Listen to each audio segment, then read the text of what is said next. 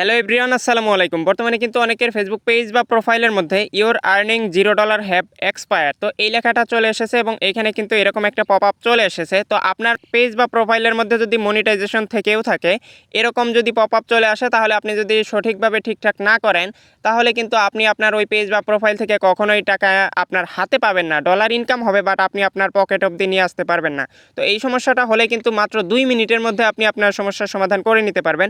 এখান থেকে যদি ডেটটা এক্সপায়ারও হয়ে যায়, এরপরেও সমস্যার সমাধান করতে পারবেন। তো স্ক্রিনটাকে ফলো করুন, আমি আপনাদেরকে স্টেপ বাই স্টেপ দেখিয়ে দিচ্ছি।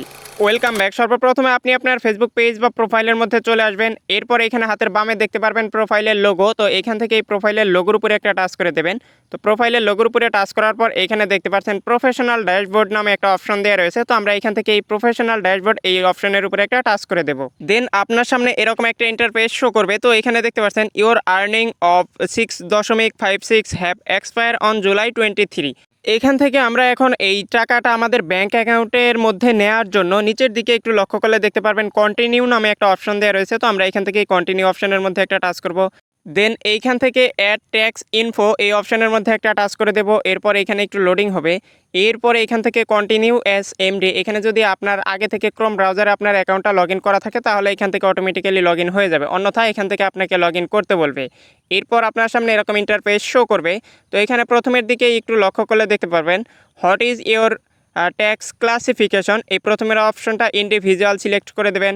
এরপরে দেখতে পাচ্ছেন are you a US citizen, আমরা যেহেতু ইউএস সিটিজেন না, সেই জন্য এটা নো সিলেক্ট করে নিচের অপশনটাও নো সিলেক্ট করে নেক্সট অপশনের মধ্যে একটা টাচ করে দেবো। দেন আপনার সামনে এরকম একটা ইন্টারফেস শো করবে। এইখানে প্রথমেই দেখতে পাচ্ছেন ফুল নেম। তো এইখান থেকে আপনার ফুল নেমটা বসিয়ে দিয়ে নিচের দিকে দেখতে পাচ্ছেন country of citizen select on, এই অপশনে টাচ করে এইখান থেকে আপনি আপনার কান্ট্রিটা সিলেক্ট করে দেবেন। আমি যেহেতু বাংলাদেশ থেকে সিলেক্ট করতেছি, সেই জন্য এখান থেকে বাংলাদেশটা খুঁজে বের করে এখান থেকে বাংলাদেশ সিলেক্ট করে দেব।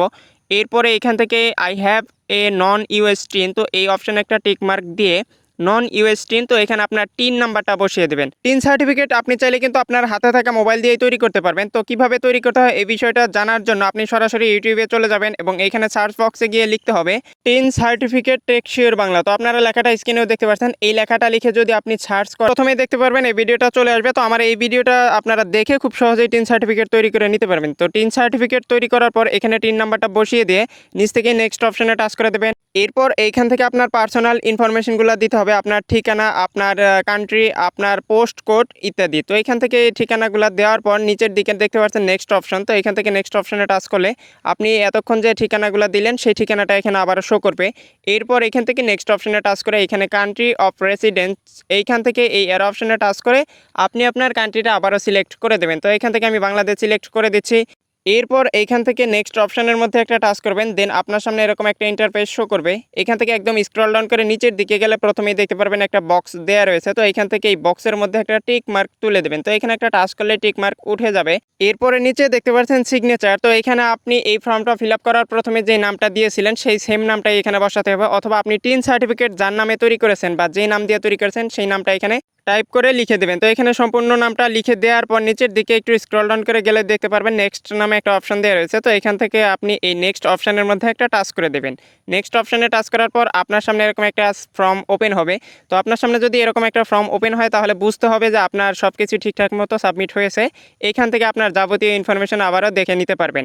তো এখান থেকে যদি কোথাও ভুল হয়ে থাকে, তাহলে এখান থেকে মেক চেঞ্জ এই অপশনে টাচ করে আপনি কিন্তু আবারও এডিট করে এখান থেকে সঠিকটা বসিয়ে দিতে পারবেন। আমাদের যেহেতু সব কিছু ঠিক রয়েছে, সেজন্য সাবমিট ফর্ম এই অপশনের মধ্যে একটা টাচ করে দেব। এই অপশনে টাচ করার পর এখান থেকে আপনি দেখতে পাচ্ছেন your tax information is complete. তো এখান থেকে আপনার ট্যাক্স ইনফরমেশনগুলো শো করবে। এখান থেকে নেক্সট অপশনের মধ্যে টাচ করলেই দেখতে পারবেন আপনার এই ফর্মটা ফিল আপ হয়ে যাবে এবং প্রফেশনাল ড্যাশবোর্ড এরকমভাবে শো করবে। এভাবেই মূলত আপনি আপনার অ্যাকাউন্টটা সঠিকভাবে সেট আপ করে নিতে পারবেন। তো এই ছিল মূলত আজকের ভিডিও ভালো লাগলে অবশ্যই লাইক, কমেন্ট, শেয়ার করতে ভুলবেন না।